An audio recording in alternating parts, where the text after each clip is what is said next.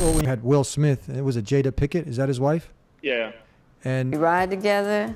We die together. Bad marriage for life. I mean, the pictures you're seeing is like a lady leading Salah. I mean, it's kind of like, what's wrong? You ever seen those puzzles? Says, what's wrong with this picture? And you're like, everything? in order to be considered a strong woman, For a while, if you guys remember when the coronavirus first came out, 100%, 24/7, all the footage on television was about coronavirus. Then the protests came. Literally, it went from 100 to 0. but sometimes it's not the popular thing to talk about, the trending thing to talk about. Sometimes it might seem for some people controversial. Once you open this door and we're not using Quran and Sunnah as evidence anymore, then the floodgates get completely open. You can make up anything you like. It's like if somebody had a gun to your head and the person is going to kill you and say, well, what can I do? Are you going to just stand there and take the gun? This is the Dean Show. Assalamu alaikum. Wa alaikum salam. How are you? Baba Ali. My homie. Long time no see. How you been, brother? Many, many years ago, alhamdulillah. Alhamdulillah. How you been? How's everything with you? Good. Staying alive, surviving through the COVID-19, alhamdulillah. Allah subhanahu wa ta'ala has blessed us with another day. So just doing work, alhamdulillah. How you handling this whole pandemic, sorry. Yeah, subhanAllah, we call it plandemic because we had our plan, Allah subhanahu wa ta'ala. There you go. Allah is the best of planners. Yeah, it's almost been a blessing in disguise. A lot of people thought, okay, we're stuck at home. It's going to be very, very difficult. SubhanAllah, a lot of people I talked to, it was their best Ramadan they've had because of the ability of not being distracted with the typical things that come up during Ramadan. It's a lot of good that's come out of it as well. I know there's obviously people sick, but there's some good that's come out of it as well, alhamdulillah. Yeah, in every situation, the believer should look for the wisdom behind the trials and tribulations that we're going to. 100%, yeah. It's one of the things that when people go through trials and tribulations, our remembrance of Allah becomes more, right? So because we're dealing with something that you can't see, sounds familiar, and we are going through this difficult trial, we remember Allah even more because we understand how much more we need Him. For the smallest thing our eyes can't even see could affect our impact of our life, and we realize that as strong as we think as human beings are with all our technology, with everything we have, the smallest little thing could change the entire world, and Allah subhanahu wa ta'ala controls everything. So it's a good reminder, alhamdulillah. Also, how do you, I made a video not too long ago just talking about critical thinking. And how do you observe critical thinking when you're trying to, just get informed so you can make the right decisions? How do you go about doing your critical thinking and analyzing and coming to, some middle way conclusion from things so you can be more informed and make a better decision? That's actually a very good question. And I think that's one question a lot of us have to ask ourselves, not just Muslims, but not Muslims as well, is that how do we see things? Is one thing to just take information from anybody, even the science of hadith, the way they were gathered. They didn't just go to Bukhari, a Muslim, they didn't just randomly go to anyone and say, hey, tell us what you heard. Okay, let's just write that down. Now this becomes an authenticated hadith. It was you see your credible sources. You talk to different people. You verify some hadiths. A da'if hadith can be like one person who no one really knew very well said he saw something, compared to something that many Sahaba said they can confirm they've seen with multiple sources, including maybe Sahabas that didn't even know each other, right? So that's how you can tell them, verify if it's strong versus something's weak. Today, unfortunately, we just listen to whatever channel that comforts us, or what I call comfort food, and they just tell us already the opinion that we already like, and then we just take it like we're being spoon-fed our opinions. And very few people actually think. They lack that reasoning part of our brain that we should be having these days. Unfortunately, we don't have that. So what I suggest for people to do is don't just look at one source, look at multiple sources and see the job of the media is not just to, sometimes it's to inform, but sometimes they have their own agenda. They have their own backing, whoever's funding it, commercials, whatever it is, to keep the people sometimes misinformed because it serves their agenda. I mean, look at us. We're bad guys in all these media applications, and now suddenly no one's talking about us anymore. Isn't that interesting? More scary. But isn't that interesting? Like, there's always a terrorist on the block. some people have equated this as the new terrorists because Yeah, exactly. you know Something to scare you with. something to scare you with. You don't know anything about Muslims? We'll scare you with them. You know anything about the virus? We'll scare you with them. And because people don't do their own research and they don't like read, they don't like study, you can tell them anything you want to tell them. And this is why you have such a vast difference of opinion of different things. And just you have people fighting over their opinions. And both people could be fighting, could be wrong. They don't know. They're just so prideful of whatever they believe. They don't even sit down 2 seconds to do some research and say, what is this that I believe? Do I have evidence? Do I have any proof? Instead of just believing just because the next person believes in it. And this is our deen tells us to think, you know? We don't just believe whatever our parents have believed and their parents have believed. Islam has taught us to think. Don't just worship what your parents have worshipped. Use your brain, and you'll see very clearly that Islam is the truth, that Allah subhanahu wa ta'ala is the haqq, is the truth. And it's in our fitrah. So we have to think. We can't stop thinking when it comes to information, news, even our deen. So That's beautiful because God Almighty Allah, the Creator, tells us in the Quran to go check things up. If a faucet comes to you, to go verify, check it up. He tells us that. And I talked about this in my video, saying not to be overly emotionally invested in, let's say, Fox News or CNN or NPR. I talk about taking a middle approach. Okay, maybe if you're the best, I was saying, is to just leave all the mainstream media alone because it can give you a heart attack, man. You can get sick just from watching all the mainstream media, and it just gets you fear. And there's doctors, many, who talk about this suppressing the immune system. But I talk about, you know, like, say, someone like you, someone like me, people who have to be informed, they want to have to talk about on certain issues. So I talk about, you know, let's say if you listen to a little bit about this channel or this news station, but then some independent news sources wouldn't be bad. Go outside the box, because the mainstream media, they have their masters who are also pushing an agenda. But most importantly, at the same time, also be making that dua where the Prophet, last and final messenger, said to mankind, he said, help me to see truth as truth and be able to follow it, and to see falsehood as falsehood and be able to avoid it. So I think that's kind of a balanced approach. What do you think? I agree 100%. You know, we have to like look at all these independent media that don't have as much backing with one political party over another. The reality is that we do have political parties that are basically backing each of these major channels, and they have their own agenda, their own politics, and the stuff they want to make sure you believe in. And we can't just believe just because someone tells us to believe. You have to use our brains, like Allah subhanahu wa ta'ala gave us these brains to think. Yeah. So we have to think with them, inshallah. Do you think some are piggybacking off of this for their own agenda, and this has been politicized? You have some politics going on here, and people are taking advantage of the situation. Yeah, I think so. I think people they're definitely benefiting from this. You know, anytime you keep the people ignorant, you can definitely benefit from them. People obviously are preoccupied here.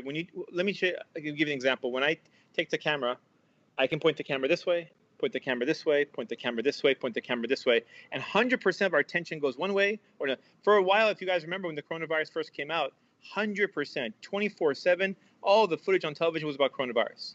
Then the protests came. Literally, it went from 100 to 0. Every single channel was talking about protests and looting and this and that. No one's talking about the coronavirus, to the point that people became so comfortable, they assumed the virus is over. Then they go back to 100% back to coronavirus again. Tomorrow it'll be about, something happened, and they won't talk about the coronavirus. They'll talk about plants, something to do with plants. And next week will be something to do with meat or something to do with the sky. And everyone's like, They don't sit down, wait a second. Maybe the camera's keeping me busy. While they're keeping me busy, all this other stuff's right under our noses. And we like, when all this coronavirus is happening, when all these different issues are happening, what's going on in the world? Do you watch any news channel? Do you think the situation of Syria is resolved? The issue of Saudi and Yemen is resolved? Do you think the issue of all these different things? No. No one has any idea. Because 100% of our attention is like this. It's like very narrow-minded thinking. And that's dangerous. That's really keeping us misinformed. So we really have to take the extra step and keep ourselves in the loop. Yeah. You know, subhanAllah. It's a scary time we're living in. And not have this, I mean, sometimes people have this defeatist mentality, like, what, I can't, either way, so they keep their head in the sand. It's like, what can I do? You know what I mean? You do your best that you can, because Allah subhanahu wa ta'ala is going to hold you accountable based on what you can do. And Allah knows what we can and can't do. But alhamdulillah, we do have this tool of the internet. You know, there's a lot of information out there. It just takes some effort to kind of like go through it.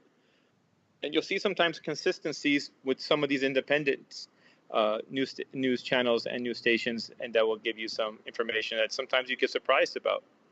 So at least that you don't submit with your heart and mind, at least that you're aware. And it's like if somebody had a gun to your head and the person is going to kill you and say, well, what can I do? Are you going to just stand there and take the gun, take the gun and put it, say, no, shoot me over here? I mean, no, I mean, you can still, you know, they say that it only takes about 13% of people who are passionate, who have this vigor, you know, this energy, who are on the truth to go ahead and make a huge difference. So people can still, you know, hate any evil they see in their heart, and they can still speak up and, you know, try to make a change. And I think some Muslims also, I mean, this is just speaking in general, but some Muslims are just happy that the news media, the mainstream media is not now bullying, terrorizing them. Yeah, Islam. Because they're so they found a bigger thing that sounds so scary. Because coronavirus sounds so scary to people, let's just scare them with that for a while. Because we are scared with Muslim stuff, so let's find something new to scare them with. And then the protests sound pretty scary. People chanting and screaming. That sounds pretty scary. So show us a picture of some looting. That'll scare them even more. Just keep them scared, because as long as you're scared, you're going to tune in. If everything is good and you turn on the news, welcome, we'll have a beautiful day today. Everything's going great. Who's going to watch the news? If you're scared, you'll watch. And if you watch, advertisers will pay, and advertisers will pay because you'll buy their products, et cetera, et cetera. The cycle continues. So it's like you have to really, really take a step back and kind of think and say, okay, what is really going on? Is the media's agenda, is their job only here to inform?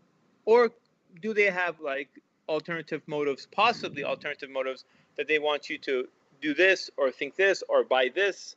I think it's very naive to assume that they're just here with the best of intentions, and all they do is want to make sure you get the right information. That's just very naive to think. That's very naive. They have masters themselves, if you want to call it that. Yeah. You know, one thing I advise people to do, even just we mentioned those examples of CNN and Fox, for those who are in the United States. Today is like a normal day, right? Go to Fox and then go to CNN. And notice that if you're reading the news, it's like there's two different worlds. One is just covering this news, and one is covering this news. So, for example, like MSNBC will only tell you the stuff that Trump did wrong today. And Fox will tell you only the stuff that Trump did good today. Neither of them will ever mention the opposite. So you think to yourself, is this a coincidence? Or do they each have their own objection or their own opinion that they want you to have about the president? So that's interesting. Like, okay, are they really here to inform me? Or they just want to make sure I think a certain way?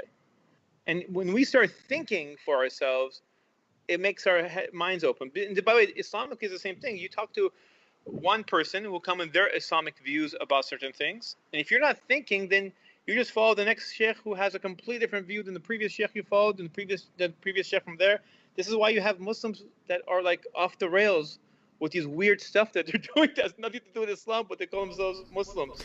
That takes me into my next question, talking about if you're just like a sheep, you're following, you're not well grounded with the right information, especially when we talk about Islam. If you're not grounded in the verbatim word of God Almighty Allah, the Quran, which is a living miracle to this day, test it if you want to make sure that it is there for all. Then you have the example of the last and final messenger, the Prophet Muhammad, peace and blessings be upon him, his sunnah, his way, it's there.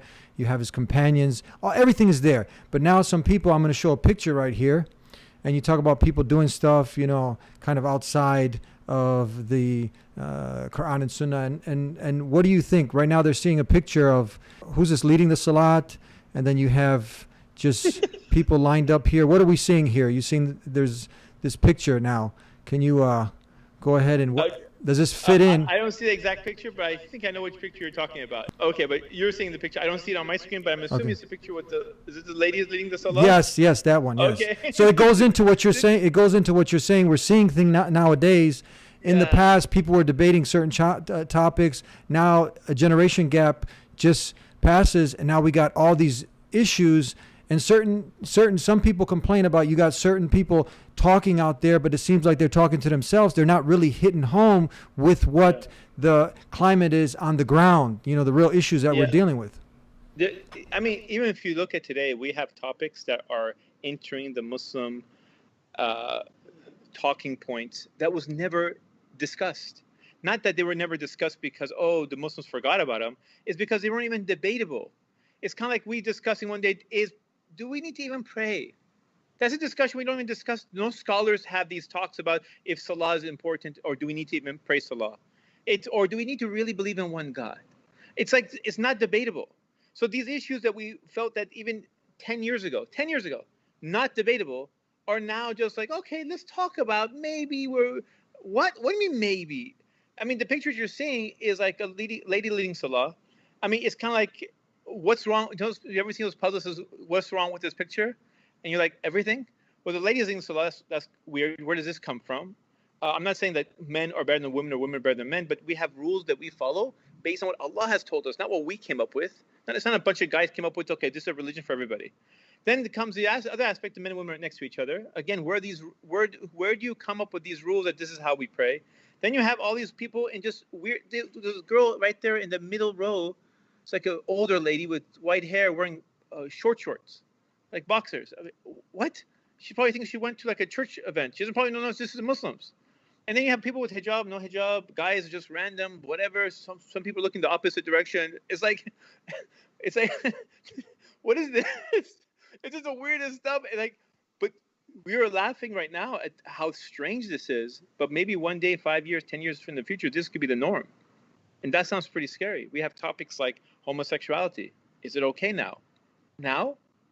I mean, 1400 years till today, the Quran hasn't changed. The Hadith hasn't changed. It's just people are changing and they're picking what parts of Islam that they like and they're modifying the parts they don't like and they're tweaking this way until you look at Islam like this is not the same Islam that I accepted when I became Muslim. Eddie, I know you're a convert as well. You were given Islam in a specific way. Just not what you accepted. And you notice a lot of these people who are doing this stuff, it's kind of like, where is your evidence? Where is your proof? I mean, okay, fine. I know there's quote-unquote difference of opinion when it comes, okay, my hands are here for Salah, my hands are here for Salah. Even some people, Malikis, they have their hands to the side for Salah. There's evidence. If you want to say this is the way that Islamically we should be doing things, provide your evidence. You can't, otherwise you're just making up a religion. You do whatever you want, but don't call it Islam because that's not what it is, right? So unfortunately, it's a lot of emotions involved, as you said. People are not really thinking. They're just doing so. Well, it makes me feel good. It makes me feel good when I think about it. God is about love, and Allah wants me to be happy. So I want to be happy. What? Where'd you come up with this stuff? So there's, once you open this door, and we're not using Quran and Sunnah as evidence anymore, then the floodgates get completely open. You can make up anything you like. I can start saying stuff like, oh, what's the point of wearing hijab if Allah can see right through it? What's the point of praying towards Mecca when Allah's everywhere? What's the point?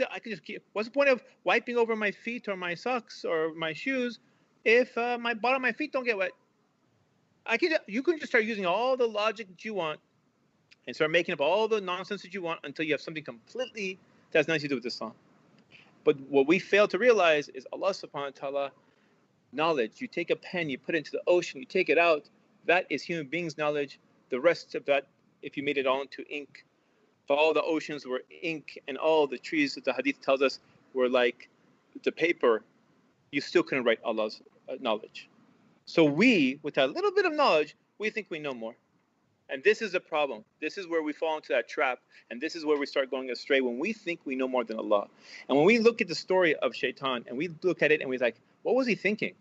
You were the one that Shaitan, Iblis, at that time, was constantly worshipping Allah, had the knowledge of Allah subhanahu wa ta'ala, is literally communicating with Allah subhanahu wa ta'ala. Why would he just accept his fate of just going to Jahannam? Why not just ask Allah subhanahu wa ta'ala for forgiveness? He knows he's most forgiving. No, I know more than you do. I know better than you do. I want to go to Jahannam because I know better than you do. And you think that's how dumb can you be?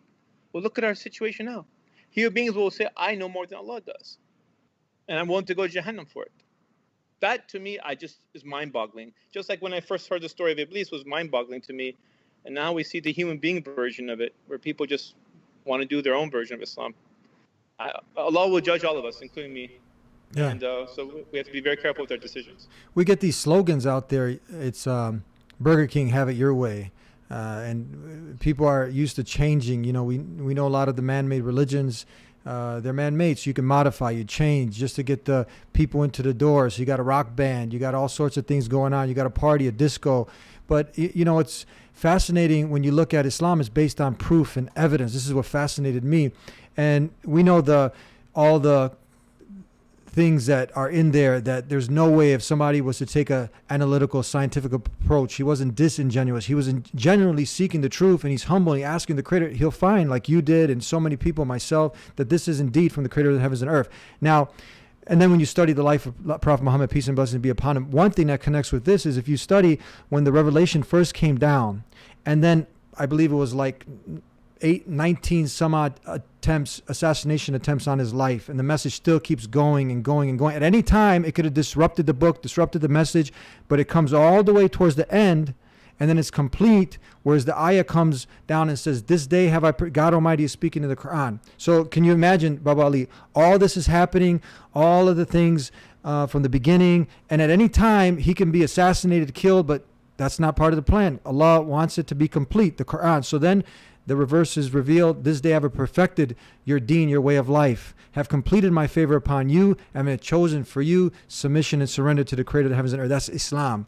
So this is perfect. Isn't that amazing? I mean, just if it's deep, like it could have just been interrupted. It could have just been like a quarter of the way, half the way, but now it's done. And I believe it was Imam Malik, was it? May Allah be pleased with him. I think it was him who was talking about like what wasn't a part of the deen at that time is not part of the deen today. Have you heard that statement? One of the great scholars. So what do you think is causing? Wow, it's amazing. What do you think is causing this now? Because it's pretty clear, it's straightforward. You have, the Muslims who continue this, and that's why we have, the science of hadith. We have the knowledge, of that's been passed down. If anybody looks into it, there's different opinions, some that you have mentioned there, but now these kind of big things that are being debated, it's like you mentioned a great example, prayer being debated this is like out of the, it's crazy. It doesn't make sense. Alcohol, yeah. Brother came up to me. You're seeing this for real? If you get it from dates, I'm like, what are you talking about? This is actually happening? I know, but this was like, I never remember, when I first became Muslim, I've been Muslim subhanAllah since I was 20. These were never came up. Let me tell you what we just started to discuss. For those who are younger generation, our topics when it came to Q&As were like musical instruments, maybe smoking cigarettes, and that's like as far as it goes. And that was like always a boyfriend, girlfriend, if that's allowed Islamically. These were the topics. Now it's like, that's nothing compared to the stuff we're doing right now. SubhanAllah, that's like baby stuff compared to the stuff that's going on right now. And these are so much more dangerous than worrying about instruments. We have so much more bigger issues that are like really hitting the aqidah. Our foundation of our deen is mixed up. People are confused. I mean, tomorrow, don't be surprised if one day we're worshiping this and the next day we're worshiping something else. I mean, you look at the signs of the Day of Judgment, and we know some of the stuff we're talking about is we're actually part of the signs of the Day of Judgment, where certain things would be normal. Where that when the one sign was like when you see people fornicating right there in public, and like the best people would say, okay, can you just move it to the side? And that's like supposed to be like a really religious person. I mean, you think to yourself, maybe 1400 years ago, you read that, you're like, how could a society be like that? And now you're like, as we're getting more and more closer to the Day of Judgment, you realize we can see ourselves, maybe in my generation, seeing stuff like that. I mean, right now, with our little computer that we're talking through, it's the same tool. People watch naked people doing whatever they do. This was unheard of 30 years ago, 20 years ago. And now it's becoming a norm. So that what we have access to and what we see, I mean, it changes people's thinking, changes people's mentality.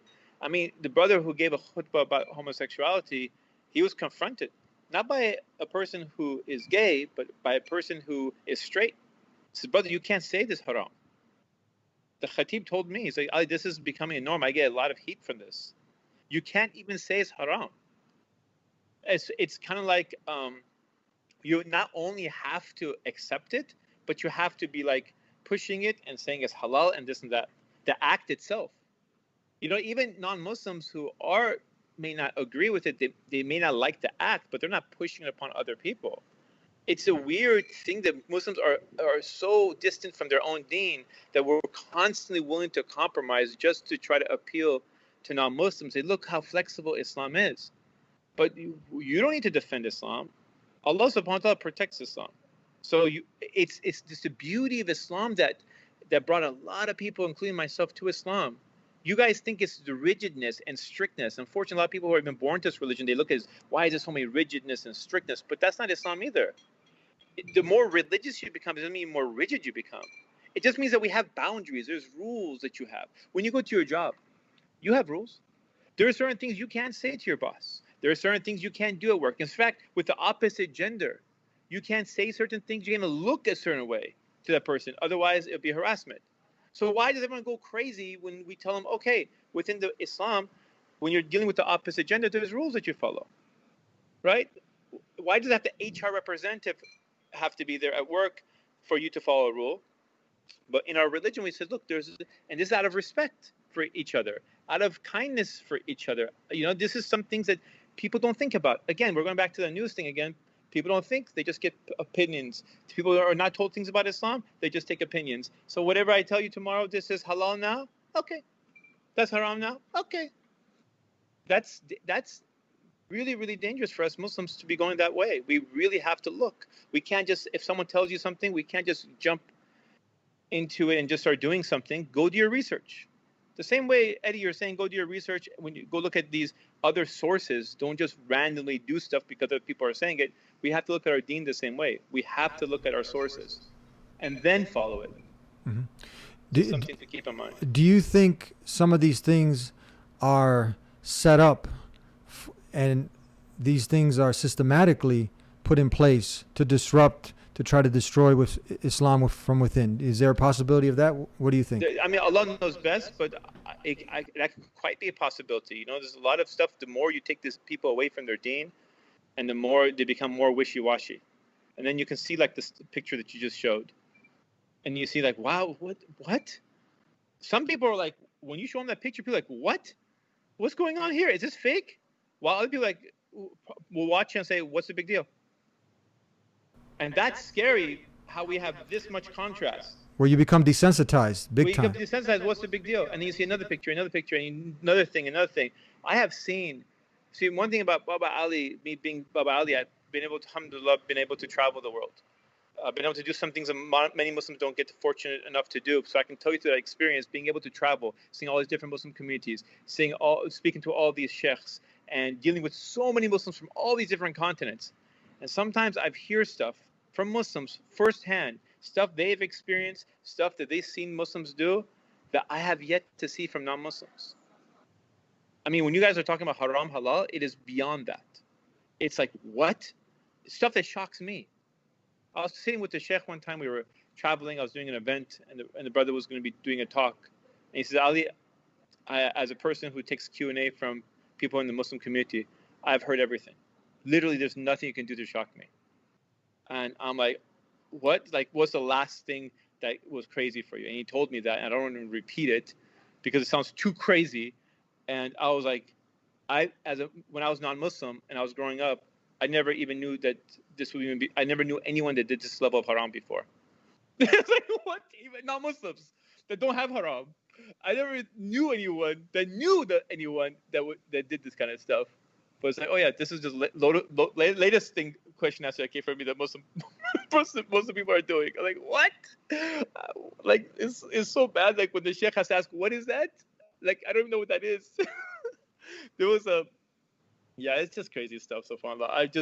I've seen so much bad stuff, subhanAllah, as dealing with Muslims, hear so much bad stuff, that I always worry. I'm worried about what's going to happen with the Ummah. And we keep going down this path. And I'm worried that how we quickly change opinions, how we go away from our deen so easily. Mm-hmm. Have you seen on some of these applications where now you have the his, her, sir, burr? 50. They're saying there's 53. 53. What do you think's causing this? I mean, what from a psychological aspect, people who are saying that, okay, they're not even male, female. Some people I've heard even saying that they're a cat, a dog, and actually getting Have you heard of this also? I see somebody online post that they're getting tired that people are calling their dogs male or females. Yeah. And they're transgender dogs and all these other stuff that maybe, you know, like, what if my dog is transgender? What if my dog is gay? What if my dog is this? And they're like, what? Even that conversation's happening now. here, when I say we're lacking common sense, it's like, okay, when you're 5 years old, I want everyone who's listening to remember the time when you're 5 years old. What was on your mind when you're 5? You're playing with toys and this and that.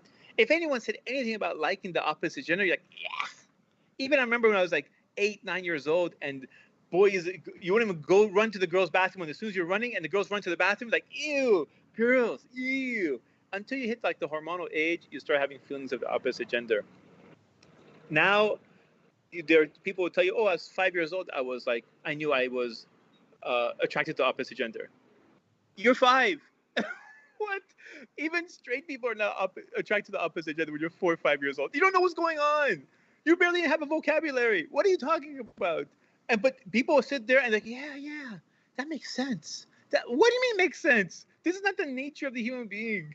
It's just like we just keep absorbing and just take stuff, and we don't really use our brain to like, maybe that doesn't make sense for a second. No, we just take it in, and that's dangerous. You really have to think if it matters about what Islamically people are telling you, matters what the news people are telling you, it matters just in general. Allah subhanahu wa ta'ala gave us a main brain to think. He gave us these examples in the Quran to make us think, to make us ponder, for the people who think, not just to blindly follow. So it's unfortunate we don't have that too much these days.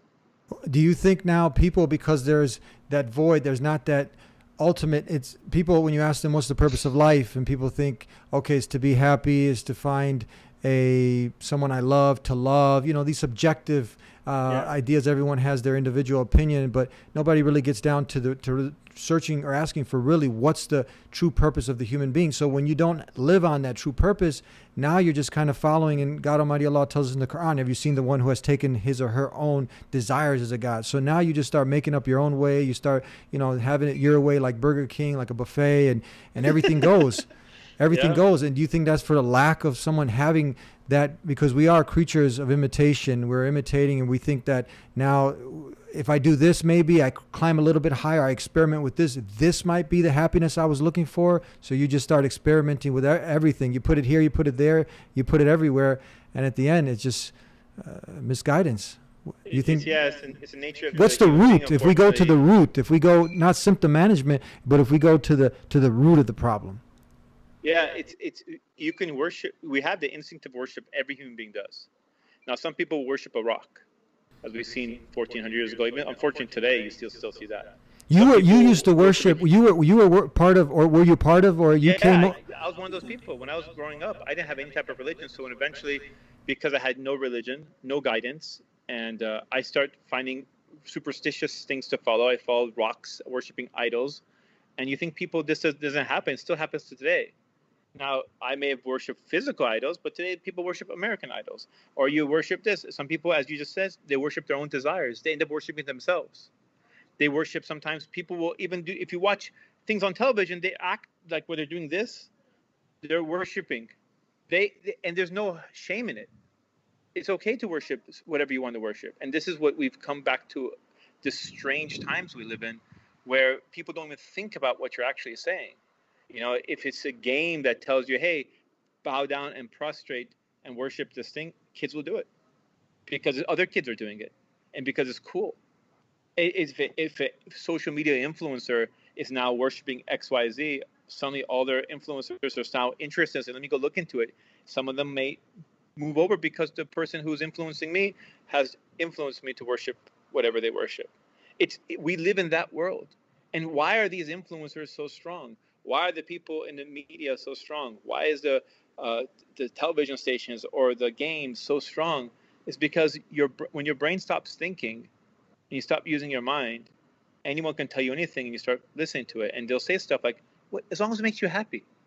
Okay, who came up with that rule? That as long as it makes you happy. If Allah gave you that rule, understood. But where does that rule come from? It came from some other guy. So you're worshiping what he says. So he's your God, and he's made all these decisions for what you should do and what you should not do. As long as it don't hurt anybody, it's okay. Okay, sounds like a fair rule. As long as it makes you happy, it's okay. But then you have all these other questions. Okay, what if something that makes me happy doesn't make somebody else happy? They don't have an answer for that. What if this? They don't have an answer for that because this religion they're making up is just made up. It's just nonsense. And on the day of judgment, you can make up whatever religion you want. It's not going to make the reality different. The day of judgment is coming. The haqq will come on the day of judgment, and Allah subhanahu wa ta'ala will judge you based on what He gave you, what you had access to, and your brain and the decisions you made.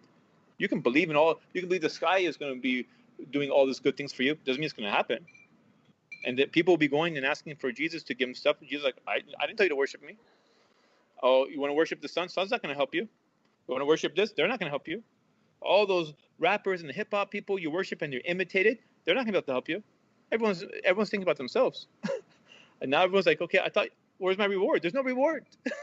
The only reward that comes is from Allah subhanahu wa ta'ala. So you can say whatever you want. You guys can pick a buffet style your Islam as much as you like. But that is not going to change the religion. You're just changing it for yourself.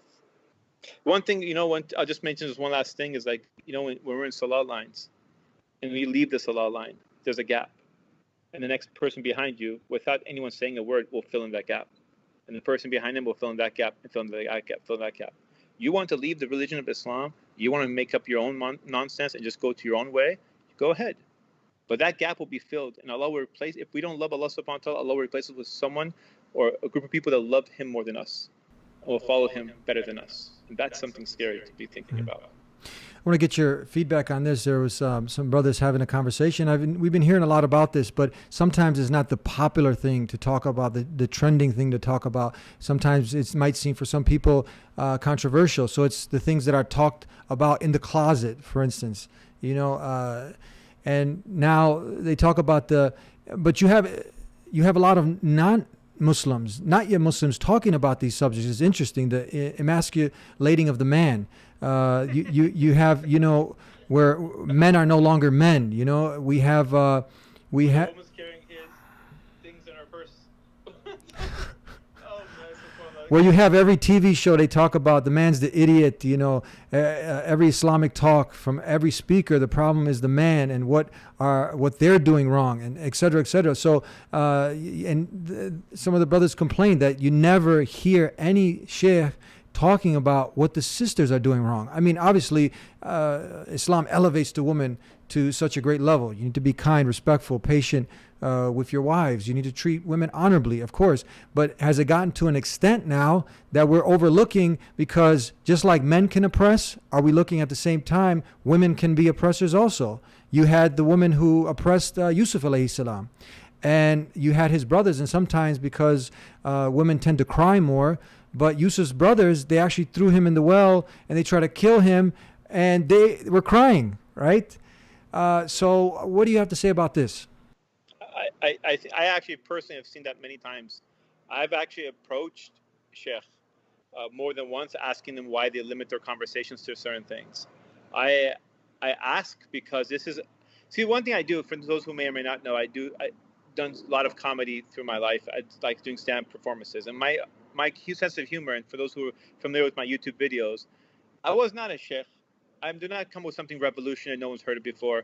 I used to say I remind people just in case they forgot. And what I used to do is I used to just observe stuff that's happening with the Muslim community, observe stuff that's happening within our thinking, the ideas that we're carrying, and I would challenge those things. So similar to what you're talking about, these are things I've observed as well. I watch television shows and I see sitcoms where the man is the idiot, where the man is the buffoon, and the person is like constantly ridiculed, and he's no good, nothing, etc., while the woman is honored. I'm not saying women should not be honored, but I don't think you should need to belittle one side to honor the other side. Similarly, when we have Islamic talks, anytime I can stand up and make, like when I do my comedy, I will make funny stuff that men do and funny stuff that women do. Like, for example, I may talk about like how men are stressed. They don't want to talk about it. They want to be like left by themselves. They don't feel better just because, let me cry, it makes me feel better. No, sometimes they just be by themselves and it makes them feel good. So I say, like, men, when they get stressed, they start wars and invade countries. Women, when they get stressed, they eat chocolate and go shopping. They're very different than how we deal with stress. As soon as I say anything that even could come across as negative, there could be a line of sisters waiting after the event to talk to me about why I said it was very offensive. Were you offended about any of the stuff I said about the brothers? No. But let me tell you about why I'm offended about the sisters. Like, I can say a line, for example, how men and women bond differently. There's some truth in this, and that's why it makes it funny. I said, men, if you look at how they sometimes interact, they tease each other. Not in a hurtful way, but they tease each other. And they tease each other like, oh, brother, look how much weight you're gaining. You just got married. What's going on? Like, they'll say stuff like that. But they tease each other and they bond that way. They connect with that way. And I'm not making excuses for it. I'm just saying they do this. This is the nature of sometimes with guys to guys relationship, right? And I say, but they don't really mean it. They tease each other, but they don't really mean it. And then I flip the script and say, sisters, you know what I'm talking about. Sometimes you compliment each other, and then you don't really mean it either. Sometimes. And sisters, some of them laugh, and some of them get very offended. How about sisters? Are you telling me that every single time you've complimented a girl, you meant it? Ask any sister to really, really think about that and says, okay, sometimes I do that.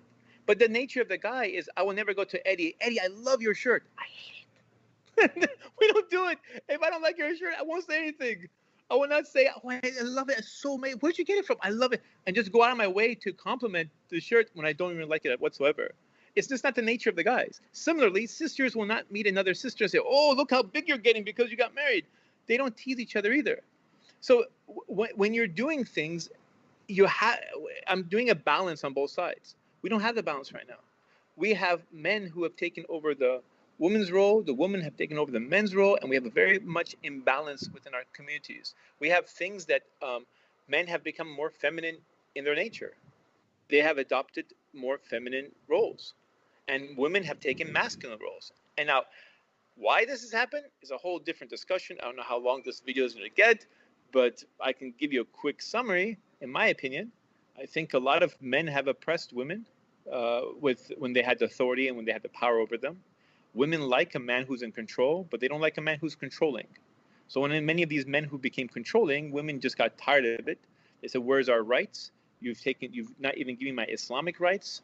So I am going to take power back.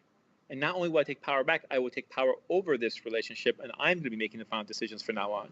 Unfortunately, that doesn't necessarily mean that she's making the right decision either, because now that she's taken over some of his roles, her roles became vacant, and he's taken over her roles. So then they start adopting other traits that wasn't really there before. She started taking these dominant, this femininity has left a lot of sisters, and this femininity has passed over to a lot of brothers. And then you have this like masculine qualities that passed over to sisters. And then a lot of sisters will complain, where are the real men? What they're really trying to say, where are the masculine men? And the men will say, where are the feminine sisters? And what they're really trying to say, where are the feminine sisters? And unfortunately, this is one of the problems that we have when it comes to people finding each other for marriage. There's a lack of quote unquote good men out there. There's a lack of good sisters out there.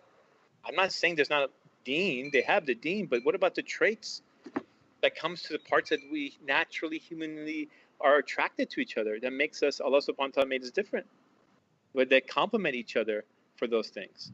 When you're lacking that, how do you expect the opposite gender to be attracted to you? And by the way, because we're saying this, Eddie, be prepared for a lot of comments to come back to your way. How could you say that? I'm not that way. We're not talking about your sister specifically. We're talking in general.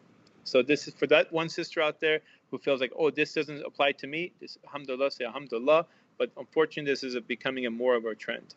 And this is affecting our communities and it's affecting our marriages. There need to be more sisters actually who revive this femininity. Yeah. There's actually that's the thing. I'm surprised you have a lot of not yet Muslims. When I say not yet Muslims, because I always repeat this, that everyone has the potential to submit to the Creator of heavens and earth. So I say not yet Muslims. There's a woman called Lisa Britton. She writes that women are told in order to be considered a strong woman, we must reject our femininity and act more like men. We're also taught to be aggressive and put ourselves first at all times. She says, I don't like this. We must value femininity and womanhood. That's the balance we need. So when you hear this is like the deen. This is like she's talking like she's Muslim. What do you hear when you see that? This is from a woman now. When non-Muslims have more of Islamic values that we Muslims sometimes carry. SubhanAllah, it's a good reminder. It's a good, thank you for sharing that, because it's a good reflection for ourselves. You know, when we're lacking these qualities, let me tell something for the sisters who are listening. I'm just get off track for 1 second. Sisters, if you knew how powerful your femininity is over your husband, you'll be amazed on what you can get with it. Your way, that's something that no matter what he does, he'll never have. He will never have. And it's something that attracts him to you. So using that femininity, you can get almost anything you want. Now, if you flip the script and try to be masculine with him, that doesn't work. You won't get what you want. In fact, you will lose his attraction from you. Now, I want you to reverse the same thing and just imagine I said the exact same thing to brothers. Brothers, being feminine with your wife is not going to make her more attracted to you. It'll be the exact opposite. Masculine qualities, things that are associated with masculinity, is what she's attracted to in you. Otherwise, why is she married to a man? Right? So there's certain things that you're naturally born with. Forget what society says. Forget that stuff. Once, by the way, when you make these type of statements, people automatically assume the opposite. Oh, a sister may say, oh, you want me to be feminine? You want me to be weak? No, that's not what femininity is. Or you want me, a brother could say, you want me to be masculine? You want me to dominate and take over and tell my wife what to do? That's not what masculinity is either. You know, it's just like the word control and controlling. A good leader, what does he do? A good leader, like he puts the people that he is leading before himself. Just because may Allah subhanahu wa ta'ala may give you, like sometimes when people get married, example, people come up to me and say, I want to get married, this and that, this and that. And I say, okay, let me ask you a question. When it comes to marriage, who will make the final decision? And the girl and the guy will say, we both will. Understood. And that's actually a very good trait. You both will listen to each other and make a decision together. You don't just tell people what to do. Alas. But when those situations where you don't always agree, but we always agree. I know. But let's say hypothetically, she wants to move or you don't want to move. Who gets the final say when you disagree? And this is where they've never discussed these issues before. And now she says, well, I think I should be making the final decision. I am the one that's going to lead. You will follow. And if the guy says, okay, I'll be the follower, and I've talked to a brother. I know a brother who says, I'm okay with being a follower. I want my wife to lead. I want my wife to make all the decisions. I have no problem with following.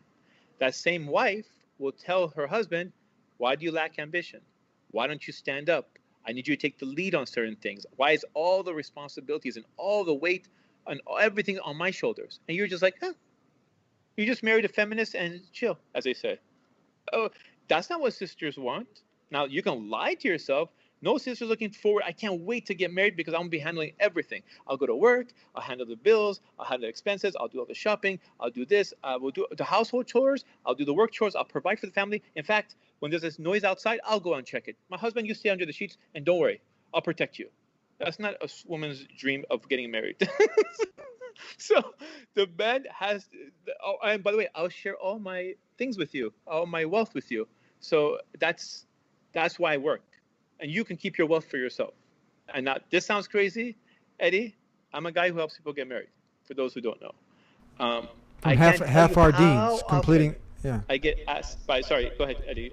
No, I was saying from half our dean. That's yeah, you actually run. I'm not here to promote half our dean, but I was just telling you that I help people get married. And one of the things is that when people look to get married, it's interesting because I can't tell you how many brothers constantly are looking for sisters who are, quote unquote, keywords they say, independent, who want to be like going out there and providing and doing this and that.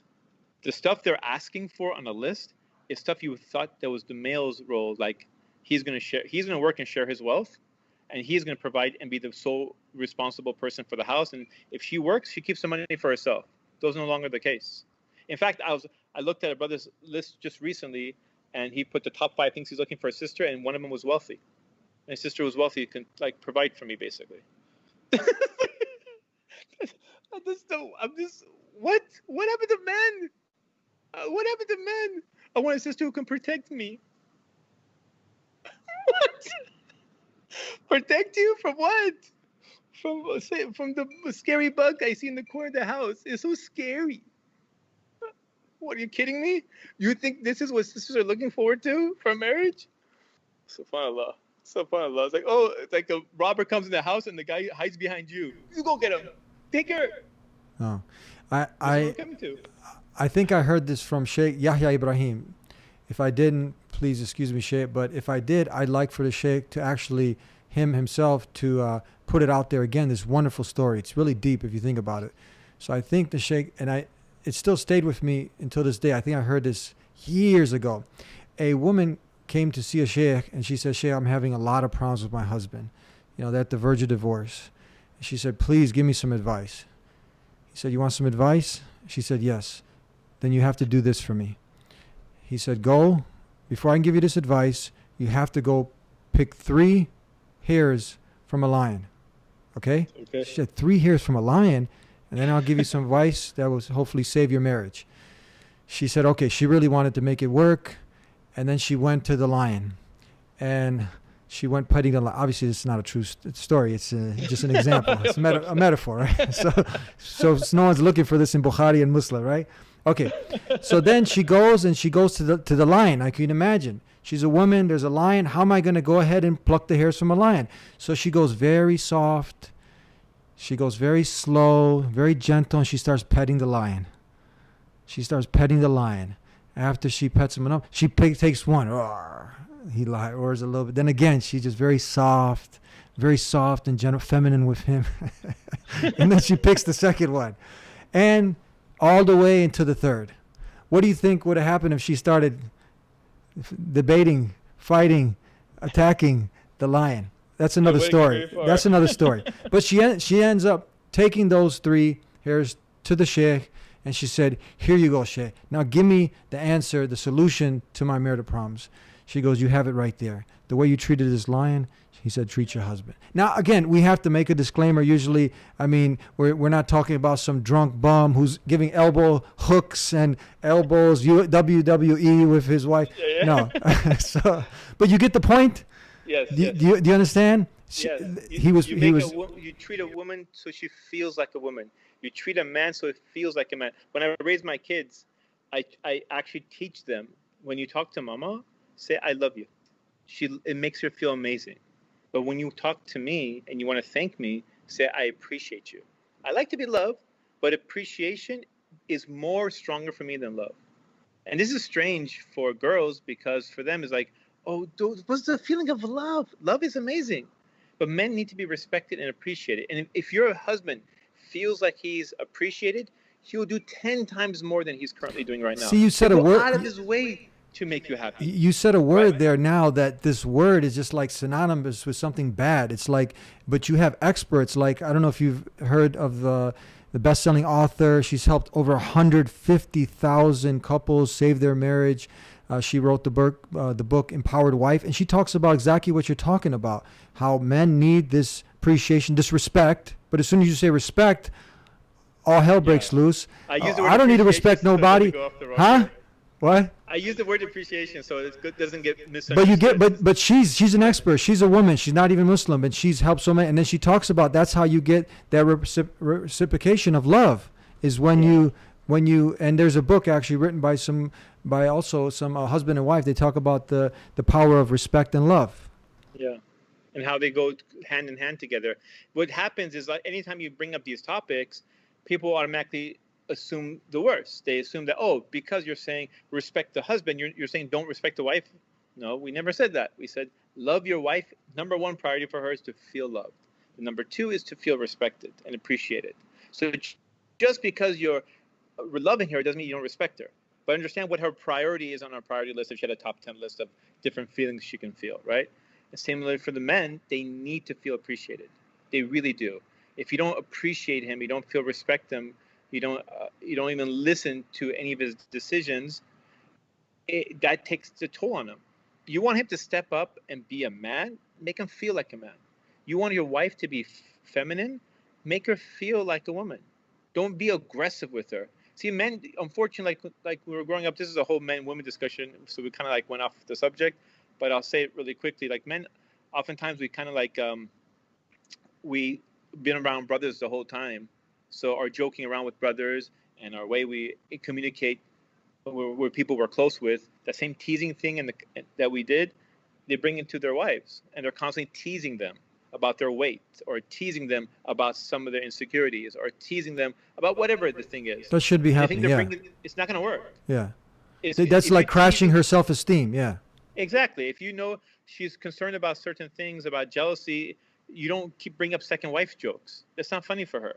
If you know she's insecure about her weight and she's trying to lose weight, you don't talk about how fat she's becoming.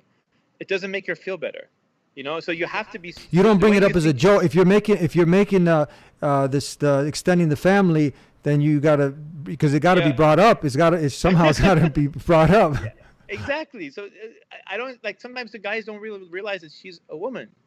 Treat her like a woman. Treat her like with respect, as in a way things that are funny to her are different than what's funny for your friends, and vice versa. So you can't treat her like a brother. Doesn't mean like disrespect her, but treat her the way she likes to be treated, and vice versa for sisters. You can't treat your husband like one of the girls. No, he's your husband. He's a man. If you want him to feel like a man and step up as a man, you have to make him treat him like a man. So I know all the stuff we're discussing, and we're saying, oh, sisters may be listening and say, okay, I know, okay, this is perfect in a perfect world, but the real men are not out there. Well, the reality is that there's a lack of good brothers out there that you can give the keys to the car and say, hey, you're going to be making the final decision. And I'm 100% behind you, sisters. There is a lack of people out there. But when you do find that brother, and you do find the brother who fears Allah subhanahu wa ta'ala, you can't just take the keys out of his hands. You have to put some trust in him. Because at the very end, there is stuff you will not be asked about because you were not held responsible for. And he's held responsible. So yes, he may have that final decision and the final power, but that's an accountability that you don't have. It's one less thing you don't have to worry about in the day of judgment. That's on the weight on his shoulders. So it's something that he has to answer to. Just like this person who has more wealth than you do, they have to answer for that money that you don't have. So it's not necessarily a blessing. It's just a different test and a different trial. Yeah, you mentioned something before. You gave a great example of two rams on the mountain. You remember this example you gave before? You know, that one is going to knock one over. So you have one leader in the house. It doesn't mean that he's a dictator. It doesn't mean that person is, because this is a direct result, I think. What do you think? Because you're a semi-expert in this area, maybe an expert. Because why is that? Because you've been dealing. If each person understands their role, and their understanding is the same, and they're on the same wavelength, and it makes life will be so much easier. Marriage will be so much easier. But if you're like this the whole time, all you're going to be doing is fighting. And the reason each person is trying to get to the top, and it's not a battle. Yeah. It's a partnership. The reason I say that is because you've actually been dealing with the marriage thing. You run half our deen, so you kind of you see what's going on the ground. And you see the high level of divorce. You actually, I think you said it was like 1 to 8, 9, or 10 women who outnumber the men in marriage. You talk about that. There's a lot of stuff that on Half Our Deen, like recently I've been noticing a lot more sisters are signing up than brothers. And even like I know brothers are going to be in brother, just marry 4 wives. Even if every guy married 4 wives, there'll be a lot of sisters that wouldn't be married. Even with that, there's just a lack of good brothers out there. I mean, Eddie, I ask you the question. Like, how many brothers can you recommend and say, I can highly recommend this brother as a good husband? That's very difficult because if you don't have, I mean, what's your criteria? You know a lot of people. Yeah, is your criteria? Does he pray? Does he have good akhlaq? Or maybe he's a doctor, engineer? So there's a big different measuring stick. I mean, yes, exactly. So it's like, that's another challenge we have is a lot of sisters have a lot of more check boxes that men need to have in order for them to be even considered for marriage. Like there's stuff that brothers don't have as their check boxes. I know we can say men are superficial, and they are 100% superficial, but women are superficial sometimes in their own way. So women can be superficial if the guy has, not as far as beauty, but it can be superficial as he has a certain level of success or wealth. They can be, some sisters, not all, some sisters can be superficial, just like some men can be superficial when it comes to beauty. In fact, most men are superficial when it comes to beauty. But to be fair, men have a lot less check boxes that a woman needs to have in order for them to consider them for marriage. Even though the attractive beauty part is a huge checkbox, there's a bunch of mini checkboxes. Now, for sisters, the attractive checkbox is not as big. It is a checkbox, but they have a lot more checkboxes. They have stuff that most men, not all men, but most men don't have. Like, for example, a man has to be a certain height. A man has to be a certain age. It can't be too younger than them. He can't be shorter than her. For a lot of sisters, he has to have the equal level of degree, equal or more or it's very similar. So a sister who may be a surgeon may not even consider a brother who's a mechanic, even though he's a very successful mechanic. It's not that I'm saying, again, all sisters. There's a lot that do. So it makes it more difficult for sisters of the number of candidates they would even accept. We're not even talking about the dean part of it yet. So the more check boxes you have, the more difficult it's going to be, because it's a selected few, the smaller pool of people you can choose from. And then you have to at least be attracted to the guy. And then there's, okay, how is his sincerity? Is he honest? Is he trustworthy? How is his akhlaq, as you said, his behavior? Those are things that are not going to come across. No matter what kind of degree you have, is not going to help, or your height, or your age. That's not going to make you good behavior, good akhlaq. We make certain things more priority than other things, and some of it's cultural. Some of it is just we've just made our challenge more difficult. I often tell people, for a guy who helps people get married, I say, based on all the experience I had for 10 years running this Half Our Deen project, I say the biggest challenge I've seen so far, if I have to tell over everything, is that the biggest challenge our Muslims have is themselves. We make things more difficult upon ourselves. We have unrealistic expectations.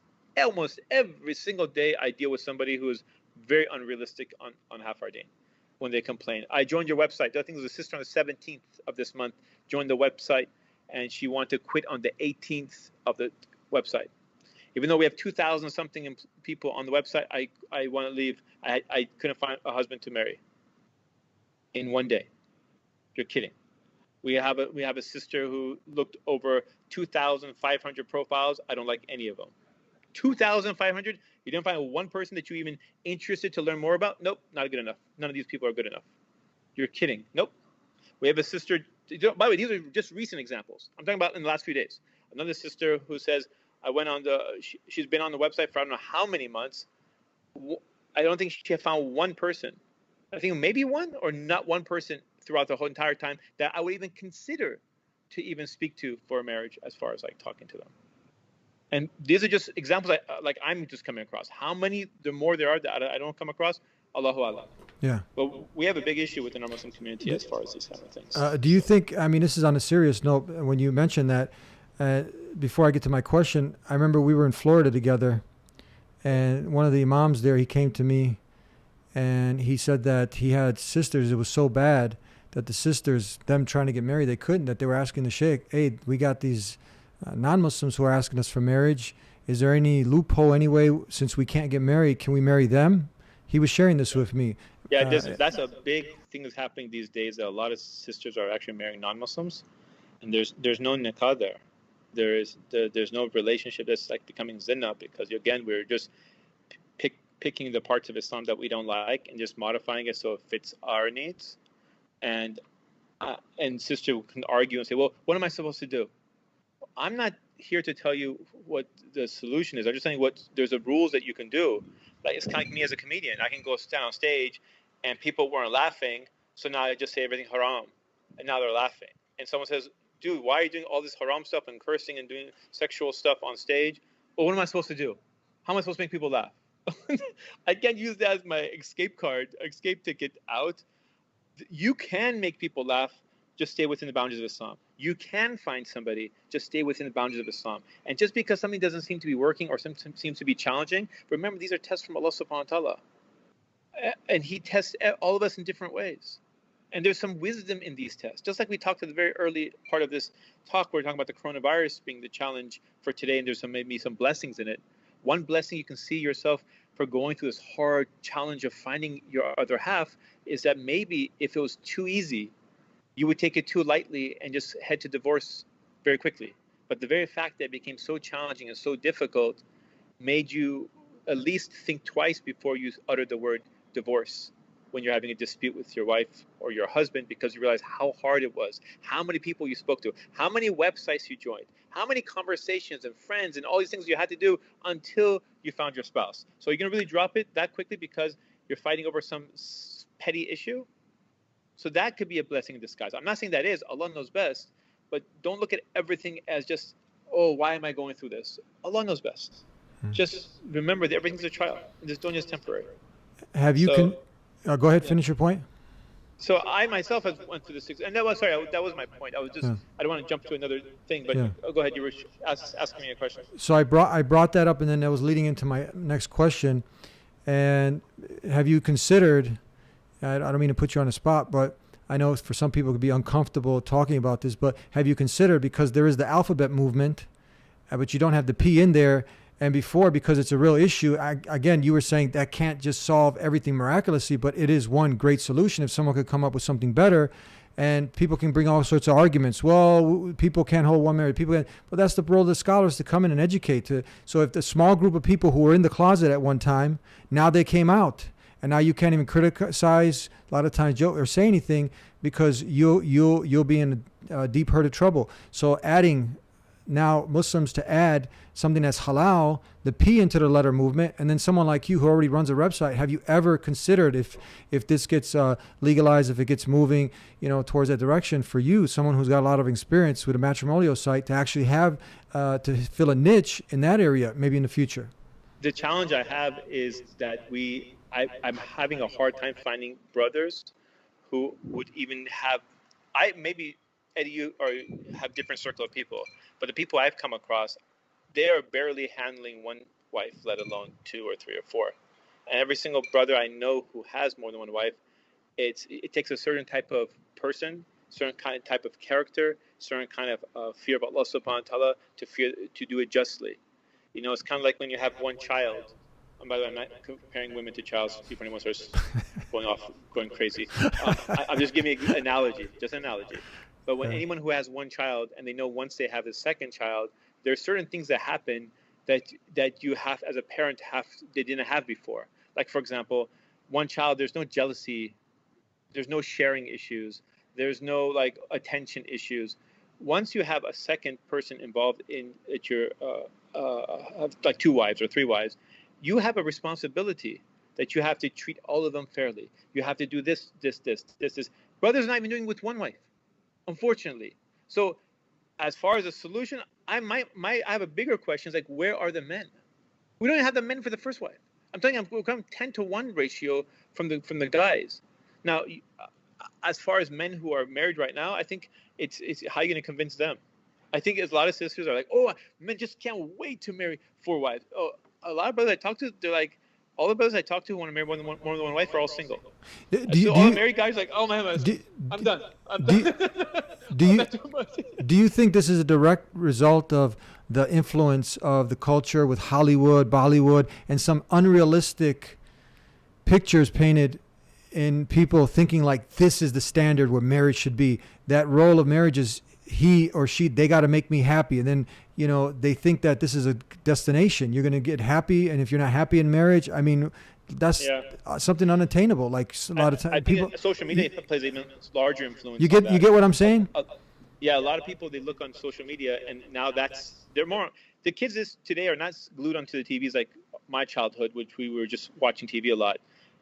My kids don't even watch television.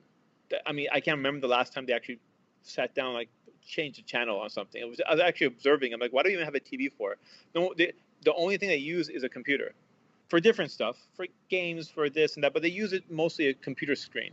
Their world is this. They want to choose where they go rather than the television screen tell them what they're going to listen to. So they have a path of different directions they want to go to.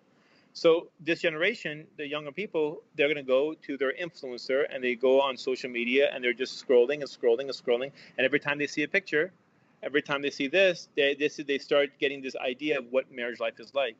We're at the beach today again, and my husband gave me another gift again, and this is the sunset again. I'm getting so bored of my perfect life. And they'd be like, wow, this life is so amazing. Yeah, I know, isn't it? And the girls are like this, and everyone's like, wow, look. And the next girl's like this, and look how perfect she looks. Her skin is so perfect, and her thing is, and her husband, look how every day he has a new ring for her. This and that, and then she looks at her husband. He's like this. He's picking his nose, and like, why did I marry him when I can have him? I need to get a better husband. Maybe I've married the wrong person because me and my husband argue. They never argue online. In fact, he messages her, I love you. No, I love you. No, really, I love you even more. I love you more, honey bunny. No, you're my honey bunny. And they're talking to each other even though they're sitting in the same room. And they're like, this is this fake world that we made for them. This is the fake pictures and Instagram and Facetune and all the other stuff they use Photoshop to make themselves look like what they don't look like. And we made this fake world. And everyone's trying to live up to the Jones and try to be something that doesn't exist. And when they don't have it, they want to get divorced because they're chasing something and hoping that the next person they'll marry will be just like that. But this is not real. This isn't real. It's just like you divorcing your husband or your wife because you watch a sitcom on television. And you're like, how come my family home isn't like that? When my wife makes up, she's not wearing makeup and her hair is combed in the perfect way. And my husband's teeth are brushed and good morning, dear. How are you? I brought breakfast for you again this morning. It's like, hello, this is not real. This is not real. So we have unrealistic expectations when it comes to marriage. We have unrealistic expectations when it comes to the perfect husband or the perfect wife or the type of husband or wife that we're going to end up marrying. We have all these unrealistic expectations, and they will never be happy. So even if you follow that belief that I want to marry someone who's going to make me happy, what does that even mean? Who's going to make you happy? Who's going to fit this perfect fake world that you're scrolling through? They don't exist. So I tell people, and I did this video just a few weeks ago on my channel, what marriage life is really like. What do husband and wife really argue about? For a guy who's been married for 19 years now, almost 20, I'll tell you what marriage life is like. And I told them, this is how we fight. This is how we argue. This is how we, even for silly stuff.